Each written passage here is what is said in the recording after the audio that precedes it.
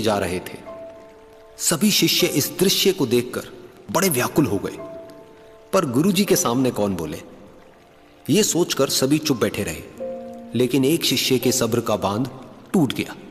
उसने बड़े ही प्रेम से गुरुजी से पूछ ही लिया, गुरुजी, हम नदी में कब उतरेंगे? आप किसका इंतजार कर रहे हैं?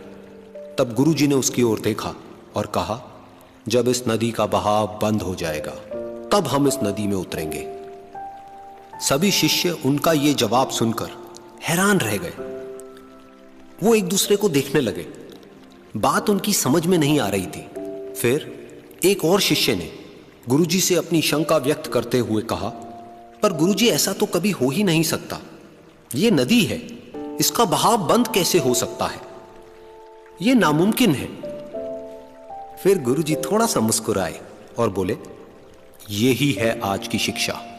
ये जिंदगी बिल्कुल इस बहती हुई नदी के जैसी है, जो कभी किसी के लिए नहीं रुकती, निरंतर बहती रहती है और आगे बढ़ती रहती है। अब मर्जी तुम्हारी है कि तुम नदी के साथ आगे बढ़ते हो या फिर एक ही जगह पर डर कर, हार कर, घबरा कर बैठे रहते हो। इस नदी की बहती हुई लहरें बदलते हुए वक्त की तरह है, और वक्त चाहे जैसा भी हो, अच्छा या बुरा, बदलता जरूर है।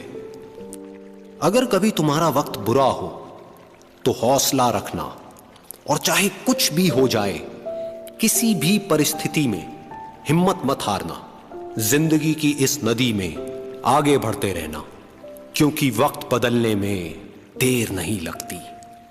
बुरा वक्त सिर्फ तुम्हारी ही जिंदगी में नहीं, बल्कि सभी की जिंदगी में आता है। फर्क सिर्फ इतना है कि कोई बिखर जाता है तो कोई निखर जाता है। जिसकी सोच सकारात्मक है और जिसमें सीखने का जज्बा है, वो बुरे से बुरे वक्त में भी अच्छाई को देखता है। ठीक वैसे ही जैसे कोई रात के अंधेरे में चमकते हुए तारों को देखता है। सुख और दुख इस जिंदगी रूपी नदी की लहरें हैं, जो हर पल बनती रहती है और मिटती रहती है। लेकिन तुम एक लहर नहीं हो, तुम इस नदी के जल की तरह हो, जो हर हाल में बहता ही रहता है और बिना थके, बिना रुके आगे बढ़ता रहता है। तो अगर कभी तुम्हारी जिंदगी में बुरा वक्त आए तो घबराना मत। बस एक बात याद रखना कि यह हमेशा रहने वाला नहीं है।